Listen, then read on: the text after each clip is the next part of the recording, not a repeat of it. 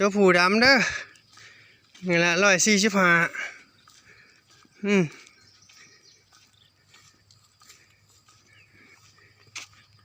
อ้าวแค่หูสัน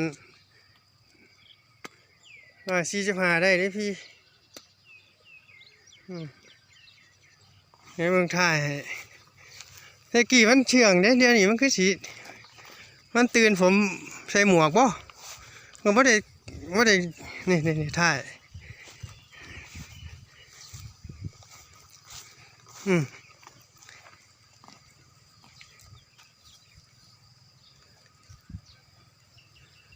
นี่ละเบิ่งไปดูเลยลูกมันจักเดือนละตานี่ลูกเพิ่งได้จักมือบ่เนี่ยฮอดเดือนบ่ประมาณ10 กว่ามือที่โอ้10 กว่ามือแม่มัน135อยู่ดิมีเหนื่อยอยู่นี่ลูกจักโตแล้วนี่ลูก2 โตแล้วบ่กำลังลูกตัวเดียวล่ะโอ้ลูกแรกบ่ตาไงแม่ลูกแม่นี่มาเบิ่งแม่ลูกขาแข็งดีอยู่เนาะบ่เจ็บไอ้เช่า15,500เท่าไหร่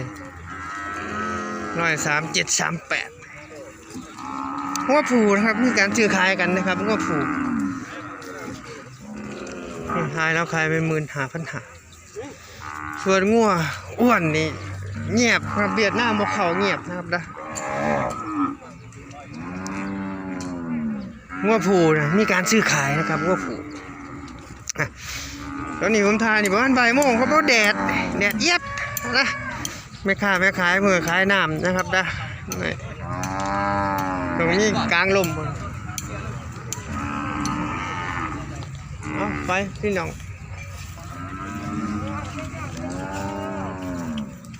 นี่ท่านว่างัวผูอะไรเล่ได้2 สูงเท่าไหร่นี่135อุ้ยเดี๋ยวเบิ่งเนื้อก่อน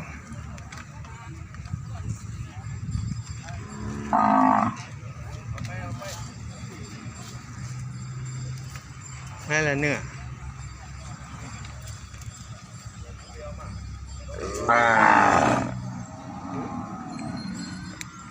2 135 24,500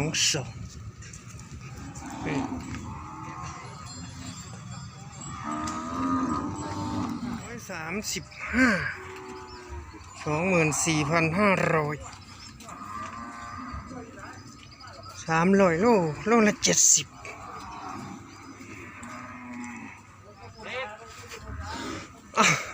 เบิ่งเล่ไว้ก็เลยมาเบิ่งก่อนมันสิเบิ่งเล่ไปตัวนึงเบิ่งเล่ไปตัวนึงอยู่บ้าน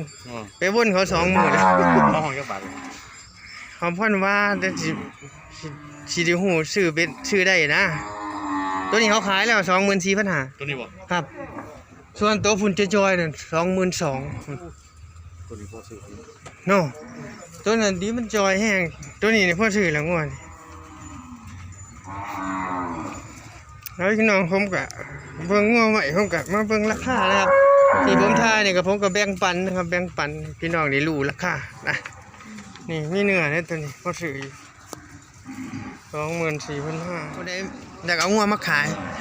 หรือว่าพี่น้องอยากมาซื้องัวเลี้ยงนะครับมีทุกร้อยนะครับงัวเล่งัวผู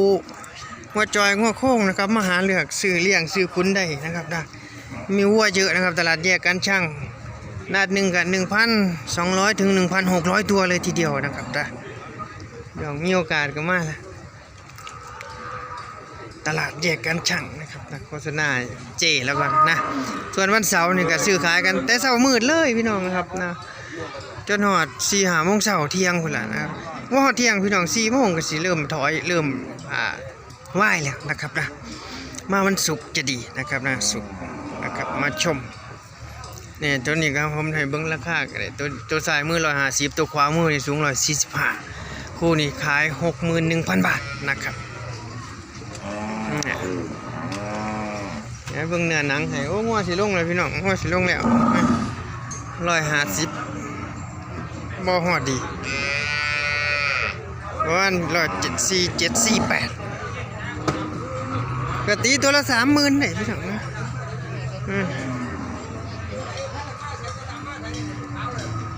เนี่ยเขาตีคู่พี่น้องเขาตีคู่นะ145ตัวนี้โอ้พี่น้องย่านงัวดีเด้อพี่น้องได้ซ้ำนี่เด้นะครับนะคู่นี้ 61,000 บาทนะครับนะนี่ที่เด็ดเขาให้5,800ไม่แข็งนี่งัวผูพี่น้อง5,800นี่100 ผมถ่ายเมื่อวาน8 นาทีโอ้มื้อนี้งัวหลายคนก็ซื้อกันหลายนะครับนะมีราคาทุกตัวแหละบัวนะครับนะอยู่ที่ว่าสิซื้อขายกันบ่นะครับนะถ้าแม่นเฮาได้มาแข็งจังซี่เพิ่นก็บ่ขายนะครับนะถ้าได้มาบ่แข็งบ่ได้เพิ่นก็ขายนะครับเพราะว่างัวมีราคาทุกตัวเบิ่งมื้อนี้งัวโค้งๆ 14,000-15,000นี่ขายดีกว่างัวอ้วนนะครับนะงัวโค้งๆ 14,000-15,000โอ้ในห้อยให้17,000นะครับนี่145นี่งัวอ้วนเวียดนามบ่เข้าเด้อพี่น้องเด้องัวอ้วนนี่ซื้อขายกันน้อยมากครับนะน้อยแห้งงัวอ้วนนี่เวียดนามบ่เข้าบ่คือคักมีการซื้อขายกันแต่งัวผูกันนั่นนะงัวอ้วนนี่บ่มีนะครับพี่น้องเอางัวเข้ามาหลังจากนี้ไปอีก2 อาทิตย์ 3 อาทิตย์นี่นะครับเนาะให้เน้นงัวผูนะครับนะงัวอ้วนเอาไว้ก่อนพี่น้องเน้นงัวผูอย่างเดียวนะครับนะสิมีการซื้อขายตัวนี้เพิ่นยังให้17นี่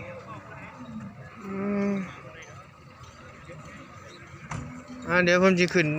ราคางัวให้เบิ่งอีกจัก5-6 ตัวครับนะสำหรับวันเสาร์ช่วงบ่ายตลาดแยกการช่างนะครับอำเภอกันทะลักจังหวัดศรีสะเกษงัวตัวนี้3 ปีเลยวันแท้จะคู2-3-4 ปีเลยตัวนี้เดี๋ยวเบิ่งถ่ายก่อนนี่ให้ถ่ายนี่เถอะมันบ่ให้เบิ่งพี่น้องเอาประมาณนี้ก่อนแต่บ่ปานใดดอก